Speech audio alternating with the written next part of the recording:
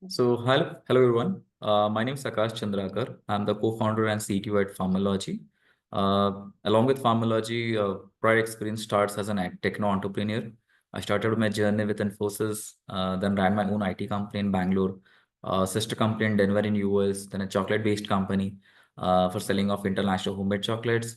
Then moved to Unilever, ran my journey into the supply chain finance industry, and since once an entrepreneur, always an entrepreneur. So with that approach, I started working on the entrepreneur background once again and saw a big niche on the agri industry. So that kind of gave me a kick and I ventured in this space. Along with that, I'm also the principal partner with the India Accelerator, wherein we have been accelerated multiple startups in different domains. So my details are already there in the screen. So anyone wants to get in touch, feel free to let me know. Now, when it comes to agri-tech, uh, it might be an untouched or you can say a completely unorganized market. That's kind of flavor it's coming in from everyone, right? And you might be seeing that the agri industry is not flourishing, it's not growing and all such, but that's completely false. It has been growing significantly, I would say.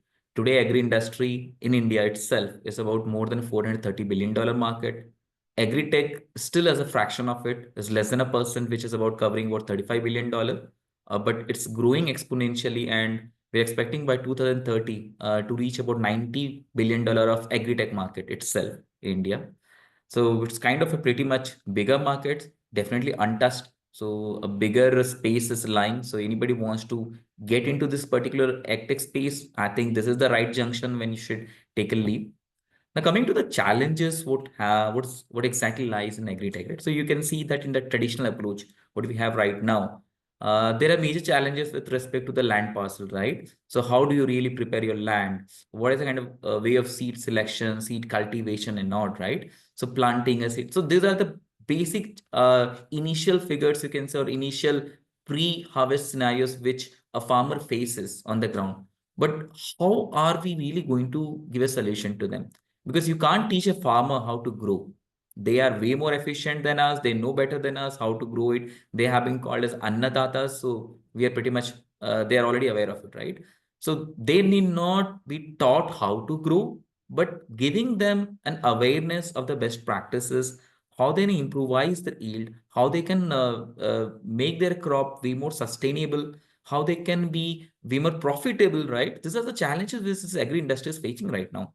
So it can be anything, as you can see on the screen itself. It can be with respect to your land preparation. It can be with respect to the planting cultivation during the growth stage. How do you really control the pest attacks or any sort of diseases? It can be anything with respect to selling their crops at a better price, handling the harvesting scenarios, maybe with better equipments or giving some solutions on the tech side of it. So these are the core challenges which lies in the agri. Now, how do we really overcome that and what kind of solutions we can provide? So technology comes as one of, you can say, a hand-holding solution for the agri industry. You can work in n number of ways, but the primary focus lies on a couple of pillars, one being the precision farming.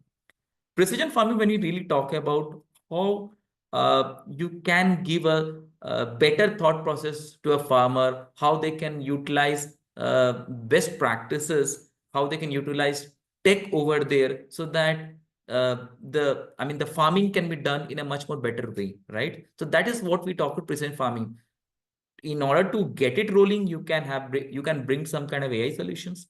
You can, with respect to precision farming, you can bring some satellite based data solutions to them. So anything which can help a farmer at the end to arrive at a better quality of the produce, how they can arrive at a higher quality of the produce, how they can arrive at a better yield, right? Any sort of attacks that is happening to them, can they avoid it? So giving them any sort of forecasting mechanism, this is exactly comes on the bucket of precision farming. There are certain things on the different layer that we talk about is an IoT based smart farming solution. Nowadays, many of the companies or the startups are already coming up with IoT solutions. It can be with respect to a soil testing solution. It can be measuring the weather conditions. It can be with respect to their the quality of the particular soil that they are actually rejuvenating. So n number of things are already coming. So giving all these solutions to a farmer is something a need of an hour. I think this is the right time when you should take a leap. You can bring certain AI ML solutions as well, some crop management solutions. It can be with respect to how you can detect any sort of any sort of disease that's going to attack or happen, right? So giving a just-in-time access to them, any sort of problem a farmer might face in his crop, taking a snap of it, let's say, like how we are doing in Farmology, which provide an AI ML solution. A farmer can just take a snap of a particular crop and he can get an answer like what exactly the problem and what kind of solution it is. So if you can bring such kind of solutions which can act to a farmer or help a farmer or assist a farmer during his day-to-day journey, right? That is something which is going to crack it out. Provide some level of renewable solutions. Nowadays we talk about a lot of Gen AI. So generative model of agriculture, something is coming on pace. So anything that you see that it can be activated, the farming practices can be evolved. Those things comes from the renewable solutions. Now with respect to the benefits that we really see, right? So benefits are pretty much on the higher end. So a farmer, let's say, as I mentioned already earlier, with the traditional approach, the crop cultivation is being diminishing, right? The quality of the produce is being going down. The quantity or the yield has actually been going down. Can you provide some solution to that? Maybe provide some AI or tech solution which they can improvise. The farmers can take an assistance from your end and they can get a better quality of the produce. They can get a better yield, right? How can we reduce the resources that you're utilizing? It can be land cultivation, they are doing it. Water, there's a lot of water wastage we are seeing it. Can we do something on reducing the resources, right? So those things comes over the layer, providing any sort of like enhancing the supply chain process within the industry, right? You have a better, you have gone through a lot of products and the farmers in need of supplying it to the market. Can you help them? Like how bigger companies are already doing, providing a kind of a trading solutions to them, helping the farmer, assisting the farmer, not just depending on a mandi.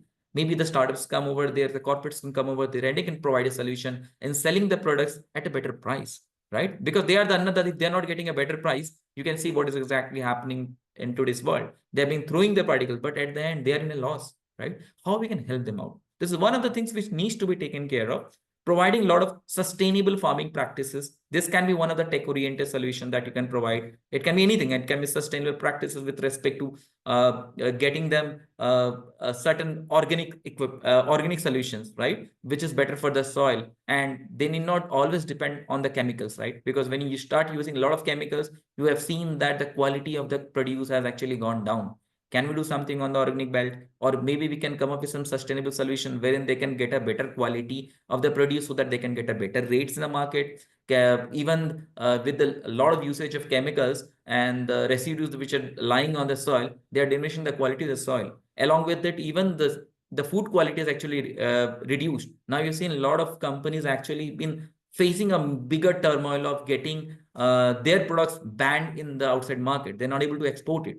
So these are the things which is actually happening on the ground. So it's the right time when you need to come up with a sustainable practices, you need to come up with some certain sustainable solutions, which can actually not just help the farming ecosystem, but it helps you as such, right? It can help the larger ecosystem, not just the farming. It can be your own health that you are trying to benefit over here. So the benefits are on the large. So definitely you should take an entry into that. Coming with some, let's say some real solutions, right? Which has already happened in the market. Provide some kind of smart irrigation systems which can reduce your water wastage. So those things can be done. You can provide a lot of drones, right? Right now you have seen that a lot of drones are actually, drone companies have been going on the agri scenarios, right? Helping in the farming ecosystem, in the crop monitoring, whether the crop is performing properly or not. There are solutions with the satellite images are happening, where they can take a call, whether a farmer can take a call, whether his crop isn't performing properly or not, if there is any sort of deficiency in particular crop in a particular portion of the land, and the farmer need not run around every now and then to the respective crop, right? Because nowadays the labor cost is really high, first of all, in the agri. Second is getting a labor itself is a tougher task. So how do you really take it up? So for that, I would say the solution is very simple. Provide technology over there, get some drone-based facilities we can provide to the farmers, which can help the farmers in monitoring the crop in a regular basis. It can be satellite images, it can be drone based. So it's up to you how you can tie up with the farmers or whichever the farmer is more comfortable with. Not just on the monitoring part, even the spraying part, right? Because at the end, your labor cost can be reduced because you are anyhow getting labor itself is tough. So with few number of labors, probably you can also manage the same thing with technology oriented solutions. We can provide a lot of AI-driven pest control solutions as well. So it can be like take, as I mentioned, with what we have been doing in Farmology, like having a just-in-time model of with an AI model. You can just take a snap of it and you can get a result. See how the crop is performing, whether it's really doing great or there is some deficiency. We provide a solution to them. So in the just-in-time model is way more important, because here the biggest challenge of farmer, what they face is they're dependent on a fellow farmer who really doesn't have much of an idea. He himself gone through a hit and trial process. Second, a farmer is dependent on the retailers or the distributors from where he has been buying, who have zero idea whether the crop, what could be the problem of a particular crop, because he's actually giving based on his experience, right? And second thing is, in order to sell the produce, whatever the products he has already, which is holding from certain manufacturers, he can simply call a manufacturer and ask him whether this is something I'm seeing, the problem, what should be done? The manufacturer might say, this looks like a so-and-so problem. You can do one thing, you can sell this product, right? But is this a realistic solution? The answer is no. There is hardly, I would say, less than a 40% scenario that you can give a proper solution to farmer. So if you can provide certain AI-based solution which can help a farmer in taking a better judgment, better decision in identifying a particular case, and then coming to a solution with something definitely need of an hour, you should definitely look at those angles as well. Now, coming on the emerging trends that we have. So I think this is something everyone should be focusing more over, because the trend is something which everyone should follow. Second is something which is where I have already mentioned need of an hour, need of a, you might have heard some couple of times, but this is exactly where we actually say about need of an hour, right? Vertical farming, right? One of the spaces. Urban agriculture, one of the spaces. Today you can see that there is a shortage of land cultivation, right? I mean, with urbanization coming in a picture, the mass of land cultivation has really decreased a lot, right? So we have to really come up with some solutions which can cater to the larger audience. Population has been growing, but the land has been diminishing. What to do? So one way is start using vertical farming solutions. Start using urban agriculture. You can start using on a balconies, and also you need to give that kind of awareness to the individuals. That can be one of the solutions. A lot of countries has already started taking of the vertical farming, specifically in the climatic condition zones. Like if you look across the heated zones like Dubai and not, they have been using vertical farming like anything, because they don't have a solution, right? They don't know what to do. So in order to come up with some solutions, you need to come up with the best practices as well, and what can fit based on the climatic conditions. That is one. You can use blockchain for the supply chain traceability, right? Because this is one of the challenges we have seen, that based on the quality of the food that we intake, we are not very sure where exactly the source, what exact is it really coming from a particular genuine source, or is it getting a defective source, right? When I say defective, it means a lot of fake products are actually there in the market, right? So identifying that, it's really tough. Nowadays, you can see rice, dal, anything, I would say. I mean, you will find a lot of products which are there in the market. You will find it as a fake products even. And think about it, you are actually killing your own health with respect to that. So we can bring some solutions wherein you can trace the source to the end, right? To the end user. If something can be built over there with, one is the trust that you can gain from the whole ecosystem, the farmers, the stakeholders, as well as the end user. So traceability metrics is one thing which can be built. I think in the ecosystem, every company would love to take it up. Second comes with respect to, I would say, along with the traceability, is the basic thing about, I would say, the trust factor, as I mentioned, right? Transparency, right? So that if you can bring that level of a transparent ecosystem, I think that would be a, that would be, I would say, very well flexible, and pretty much everyone will be accepting that as well. You can provide a lot of genetic engineering solutions we can build up for the resilient crops, because of the usage of too much of chemicals, the crop has started getting a lot of resilience, right? I mean, how we can increase the quality of the produce, because at the end, I mean, the quality goes down because the soil has gone down, the soil quality has gone down, and too much of usage, the plant, you can say, hormones have gone down. So how we can really improvise it, right? So utilization of certain genetic engineering process that can probably help the crops, right? And that's the reason we are talking about millets and millets that you're seeing from the government of India as well. They're pushing a lot of millet because there is a lot of water shortage, there is a lot of resilient features already come on the crops, and the crops are not performing as expected. So genetic engineering, one of the field which you can try it out. Providing a lot of sustainable farming practices, definitely, as I already mentioned. So anything where we see that reduction in the resources, right? Utilizing the best practices, giving them a better solutions to them. So those things will come under the sustainable farming practices. So definitely try to approach them and guide the farmers, because awareness is something which needs to be done. Coming with respect to, so I would say the closing statement, I would say in other words, I think I don't want to waste much of your time. So technology right now in agriculture is not just an innovation, it's a necessity right now. The planet is simply not, I mean, you need to really, so if the planet has given you, I think it's a time we need to give back to the planet, right? So think about it. So I would say the last, as a sentence says, let's grow smarter, let's grow together, right? So with that, I give my closing and open to any questions anyone might have. Thank you very much, sir, for a wonderful presentation. I Thank will you. take up the questions now. In the Sure. meantime, can you please stop sharing the screen, sir, so that we can see a full video? Sure. Yeah. Okay. The first question is, what are the most commonly used technologies in agriculture today? So in agriculture, if we talk about the technology as such, a lot of companies have already come with a lot of AI solutions using drone-based solutions, using smart irrigation solutions. They've already started using satellite image. We are ourselves using AI ML. We are using satellite imagery. We are using IoT devices for soil testing and not. So I would say that I don't see much of a dearth of tech over here. In the tech side, a lot of I mean technologies have already come in the place. We have seen a lot of because I'm a mentor as well for a couple of startups and different segments in agriculture as well. So I've seen that a lot of startups are coming with a lot of innovative solutions. I mean, think about a vehicle running down the line, and with respect to the type of a crop, they can accordingly change just some part of a particular vehicle, and they can utilize, they can cater the whole land parcel with a new crop as well. So you are doing paddy and you want to do something sarso and all, right? You can do that. So just take a change in the vehicle or certain things, maybe based on the patch of area or something like that.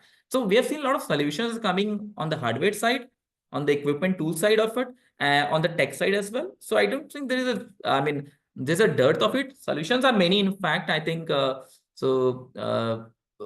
If there is much of it, so more than right now, if you ask me, awareness is something needs to be there. The farmers are literally not aware of much of solutions and getting a kind of a helping hand. So there is something which needs to be done. I think the startups, even the corporates, should be taking care of that and acting as a middleman for not just leaving it completely to a retailer or some the brokers in between, but taking a stand and helping the farmers in guiding them or giving their best practices. Because all the tech, if you ask me, I think many of things is already there in the market. There's nothing new left, right? So coming up with the innovation is fine, but awareness is something needs to be done.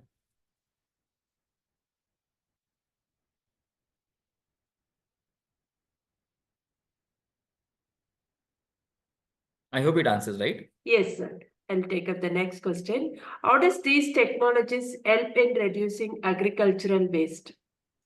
So, if you ask me about the agriculture wastage, as I given one of the examples, so we have been doing in Farmology, we are using satellite imagery, right? And what happens is that we are dealing with a lot of tea plantation, we're dealing with a lot of bigger holder farmers as well.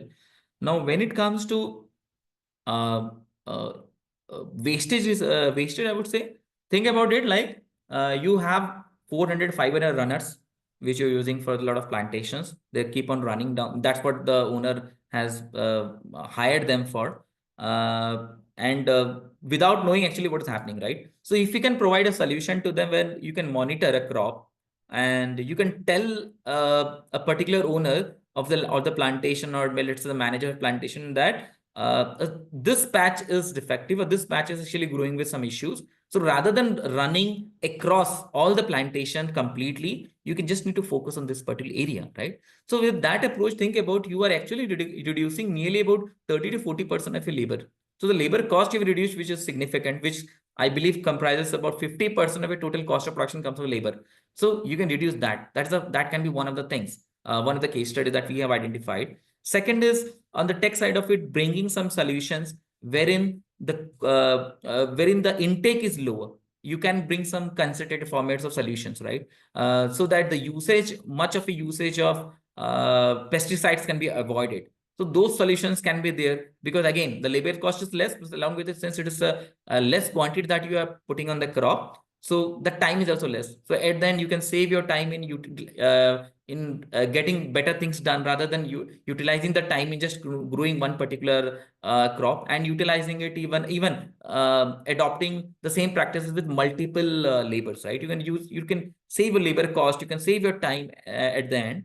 And similarly, solutions can be there where we can, which, for example, we have one of the products. What it does is kind of like attaches with the plant, and that helps the plant in keeping the water source of the water at their end, right? I mean, it doesn't lead to any sort of leaching effect. So that what happens is that the crop is not dependent ki you need to have a continuous flow of water. You can, with the less water as well, it can intake it, and it can sustain it for, let's say, next 4 to 5 days. So this can be utilized from the climatic conditions where you have water shortage. So similarly, I mean, tech is there. You need to come up with what can be based on the climatic conditions, based on the soil condition, based on the requirement of that particular area. You can come up with this corrective measures or some corrective solutions. Okay. I'll move on to the next question, sir. What are the main challenges farmers face in adopting advanced technologies? So as I mentioned, awareness, the first thing, because awareness is not there. And second, uh, your attitude of talking to a farmer, because we have seen many of the companies, in fact, we were also there, so we also face the same challenges. If you go and ask a farmer, sir, I'm going to, I can tell you how you need to grow this, how you do that, they will simply bash you like anything. They will simply tell you, sir, they're going to simply tell you, boss, don't teach me how to grow a crop. I've been doing it from decades. My forefathers have done it. I'm doing the same. So don't teach them how to do it. That is so definitely one of the challenges. So, and obviously, if the farmers are not able to adapt it, whatever solution you actually bought in place, it goes in a toss, right? So accessing the farmer is really, really tough. Understand the emotion of a farmer. Understand what exactly the need they have. What is the problem for them? Problem may not be always financial. Problem can be with respect to my crop is not performing, right? How do I really take it up? Some area is maybe defective. How can I rejuvenate that? So it can be anything. So touching hold of farmers is very, very crucial. And since a farmer is not that very much educated enough, so you need to actually connect to the farmer, sync with the farmer. Instead of giving them a top level or a high level corporate type of advice, connect with them, understand them, and then along with them, take a call ki, ha, this can be done. So what we have in fact done is we are not brainwashing any farmer. What we're doing, we're trying to get an advice from them. Rather than giving them advice, you take an advice from the farmers, understand them. What is the, and then along with that, you try to come up with the solutions. So what in fact we did was we touched base with more than 2,000 farmers, and then with the problems they might have been facing, right? We came up with our scientific advisors. We started building the products, and then we tested it in their place itself.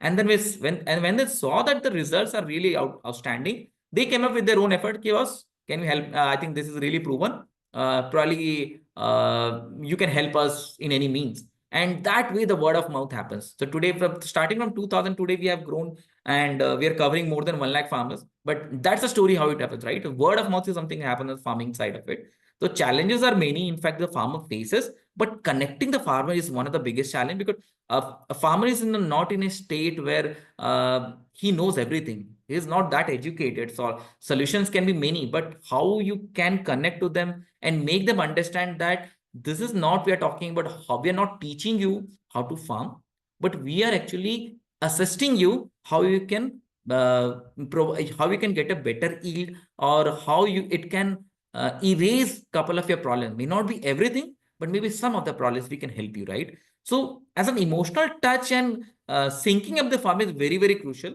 If you're able to crack that out, I think you have actually covered most of the things. So we also face the same challenges any startup would have been facing when it, because talking to farmer is next to impossible. We have done it. So the good part is for us, it was a struggle for initial, definitely initial year or so. But once you're able to get that kind of a trust factor from farmer, get that insight from farmer, the farmers will start assisting you as well. So our farmers are not just our customers.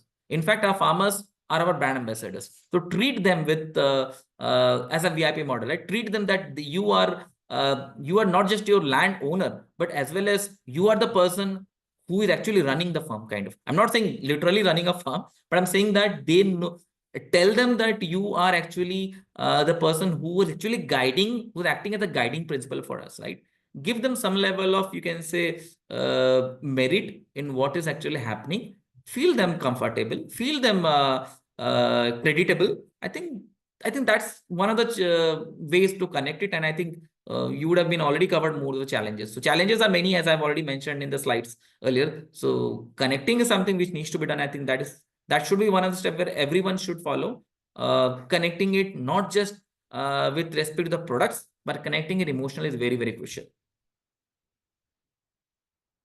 Okay. Go to the next question, sir. How can small-scale farmers access expensive technologies? So this is a very good question, I would say, so Dhanlakshmi. So not just a small scale, even the bigger scale farmers, we have seen it.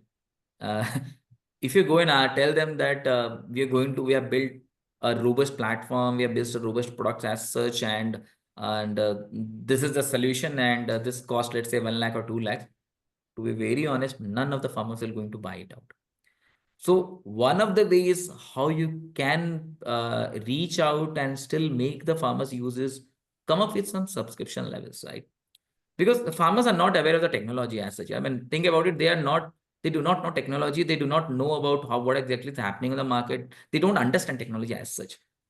So instead of selling them anything, provide them a subscription, as well as say that we are going to do everything for you. For example, you say about drones, right? You tell them that we will be providing our own pilots, right? And you can take it as a subscription level. Anything, which at the end cost lesser than what he's actually being utilizing. Let's say for monitoring something like that, he uses 10 labors, and the 10 labor cost, let's say, pretty much like some 10,000 bucks. If utilizing a drone facility, if the spraying can be done is less than 5,000, even the farmer is more than happy. So one is understand the pain points. If you can reduce the cost of production, that is the one thing. Second would be the labor cost, and third would be definitely the quality of produce that is happening. Because at then farmer, when he's going in the market, for him, can I get a better quality? I mean, for them, to be very honest, quality is the secondary. The first question that comes from farmer is, can I get a better yield?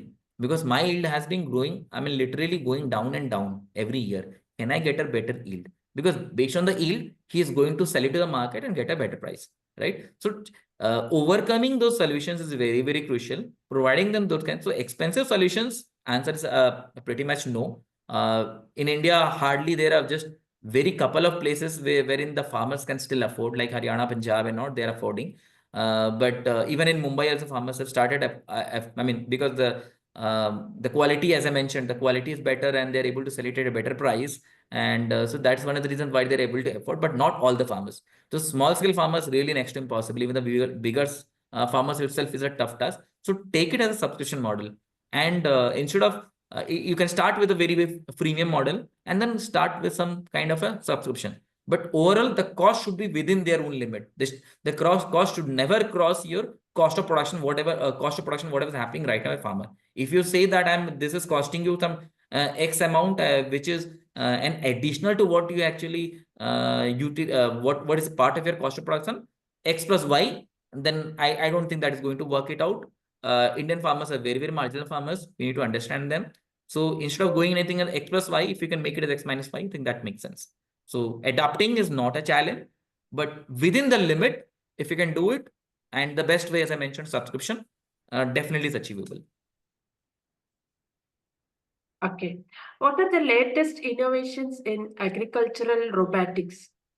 So agriculture robotics, as I was mentioning, is one of my portfolio startups. In fact, uh, so in the robotics, you can build tools, you can build certain machineries, wherein it can do multiple tasks as well. So this startup, what they were actually doing was, I mean, not with the same vehicle like a tractor they have. In one go, you can cultivate or you can row down paddy, just changing some part of it, which will take you hardly some 10 minutes to change it. So that's a good part. And you can start cultivating some other crop as well. So if you can build certain kind of solutions wherein without much of a human intervention, without much of effort, things can be done. I think robotic is definitely a solution. But as I mentioned, robotic doesn't mean here we are going to build any robots, because robotic in agriculture is really tough. I've seen a couple of corporates in plantations as well. They've been talking about we are trying to onboard certain robotic practices from Japan, from China, from so and so places. To be very honest, that is not going to work it out. So you need to be very precise with the crop. The one is the what kind of crop you're actually trying to deal with. For example, you go with a tea plantation, anything like that, and you say that I'm going to use robotics. I don't think that is really going to work it out, because plucking as a human touch is different, and as a robotic plucking is completely different. You'll actually you so that is not going to happen. So the efficiency and the quality will reduce, in fact. So knowing the sector, knowing the crop is very important. Maybe robotics can be used like in harvesting in paddies and other things, but couple of crops it might not work. So understand which kind of crops can be done. So that is very crucial. As I mentioned, harvesting can be one thing which has been done. We have seen couple of pluckings related robotic practices are already happening in Japan and all, and couple of you can say corporates are already trying to onboard them in India. But we don't know the kind of what can be the what can be the outcome as a friend, because it's very new to us. Couple of solutions which has already come up with providing any sort of like multi-graded tools. You think about 10 tools instead of 10, utilizing 10 tools. If you can utilize one tool for the same kind of work, right? With a very minuscule effort, you can probably change it, or it can be used for X purpose as well as an Y purpose. So those things may work it out. It's already happening. So you can do something on the in the sowing side, you can do on the plantation side, you can do even after the pre-harvest as well. So I think this is something which is already there in the market. But robotics as such, if you ask me, in agriculture is a long run. Outcome is, we're not seeing a much of an outcome as of right now. On the harvesting side, yes, for a couple of crops, but not for all the crops. So still a long run to go. Okay. Sir, what are the most successful technological advancement in Indian agriculture? So technological advancements in agriculture, if you ask me, uh, uh, one of the biggest technological advancements happened right now, wherein the Indian government I'm not supposed to announce it, but Indian government is kind of releasing the data with respect to ISRO as well, for all the plantations, for all the crops that we have in India, right? Giving that data which can be used for the startups as well. In forecasting solutions, it can be anything. So that's something which is supposed to be released. It's already announced, and I think in by the end of this year, officially the licensing can be done and startup and start util. So this is one of things which can be a major game changer, because data is a king at the end. You know it. If the government is able to supply to us, the dependency on third parties or from external entities that we have right now, where the startups are really facing a turmoil of, on the revenue as well, because XYZ companies having charging like a bomb, right? Talking about in dollars, talking about in euros and pounds, like anything, and not much of a usage. So if the government data comes, I think this is going to be a completely game-changing industry. It can be utilized with respect to insurance sector. It can be utilized in identifying the shortage or the crop loss. and the insurance companies can use it. The startups can utilize this kind of data with respect to the kind of agricultural products being utilized, the kind of forecasting that can be done, the kind of soil testing can be done. I mean, with respect to how the soil quality, even you can also kind of create your own projects with the semi-government agencies and come up with your carbon emission solutions, right? I mean, because this kind of data that we talk about is humongous. If government is able to expose that to this industry, it's going to be game. So I must say that this is one of the biggest advance, I think, in the technology, and I think we should be ready to take a bite of it. Okay. Are there any case studies where technology dramatically improved yields for farmers?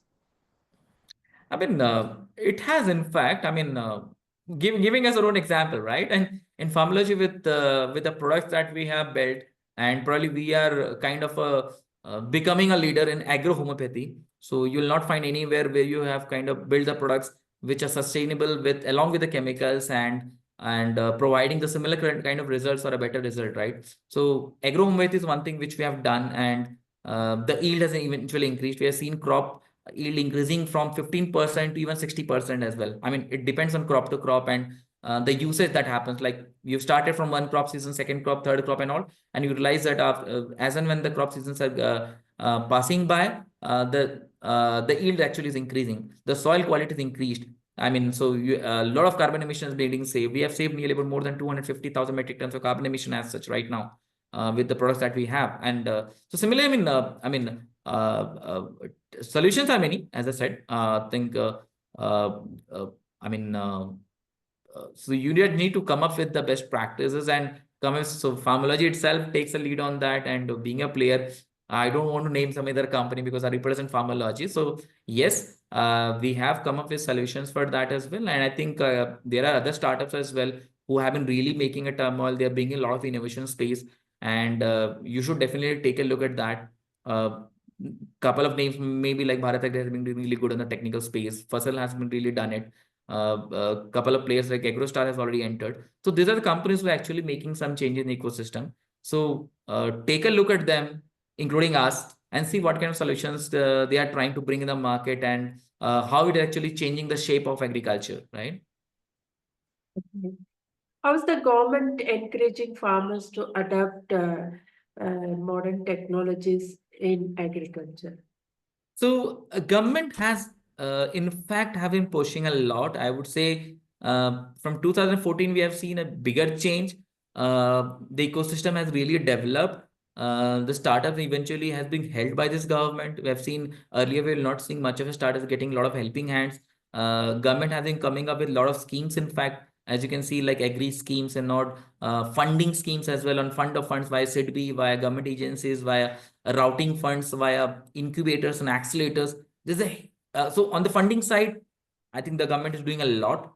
On the innovation side as well, government is also pretty much open, collaborating with innovative solutions which can be catered to pan India or the pan India level farmers. So not just on the scale of financing part of it, even helping the FPOs. So government one way is from these agencies, from CDB and not assisting the SMEs, assisting the starters, assisting the small scale farmers, providing a lot of farming loans as well to them, helping them via the FPOs. You might remember that earlier FPOs were kind of a dead. It was a dead calamity, but right now FPOs are getting functional. So we've seen, I think more than I think in India, if in India itself we talk about, I think we have seen more than I think 8,000 plus FPOs who actually come up. So earlier it was a kind of death state, they have rejuvenated. So that's all by the help of the government itself. So getting that kind of push makes a sense. Coming up with a lot of solution, a lot of we can say advanced technologies. The government is open to collaborate with IITs, IIMs, and not coming up with the best solutions. And if that can be utilized to the farming and facilitating them via the NABARD, via SIDBI, via FPOs, and not. So definitely solutions are there, and government is doing a put giving a lot of push. But yeah, I mean, when it comes to the agri as such as a whole, it's a big ecosystem. It's not a small ecosystem or a corporate practice. You have 10 different buckets. We're talking about a huge ecosystem. So every stakeholder needs to be taken care of. Every stakeholder needs to be identified, and the same needs to pass, because at the end, your goal is you are doing it for a farmer. But are you really reaching out to the farmer? Something is needs to be really looked at. Government has really come up with a lot of solutions with respect to not just on financing them or providing them, but as well as doing a lot of soil testing. But you know the challenge right now, the farmers are not very much happy. Reason behind is government is doing it, but how much time it takes, because the whole crop cycle is over for them, and after that, if they get the report, there's no much of use, right?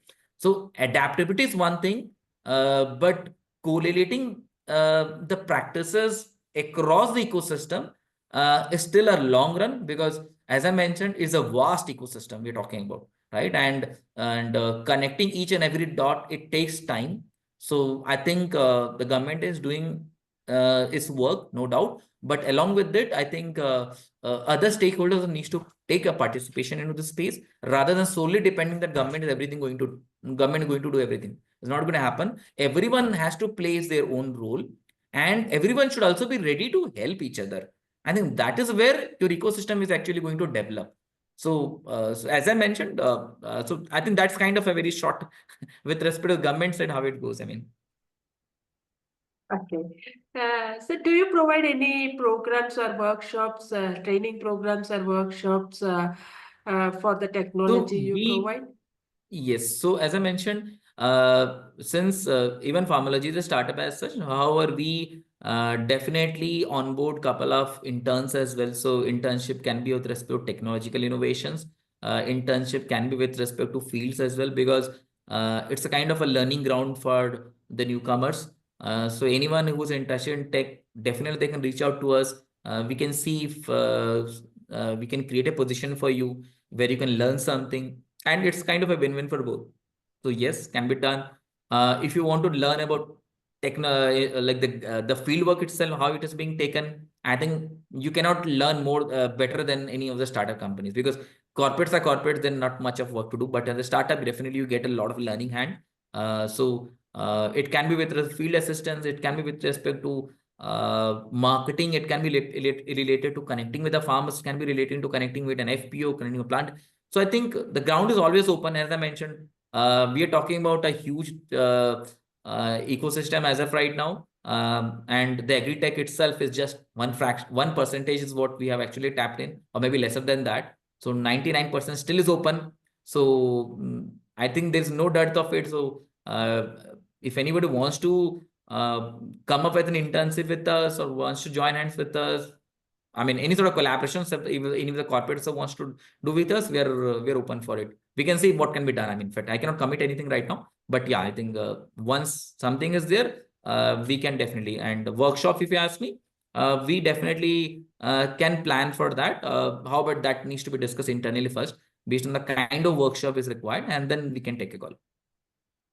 Thank you very much, sir. We have now completed the round of questions. On behalf of agricultureinformation.com, we'd like to thank Mr. Akash Chandrakar for the talk and for answering the questions. This meeting is now be closed.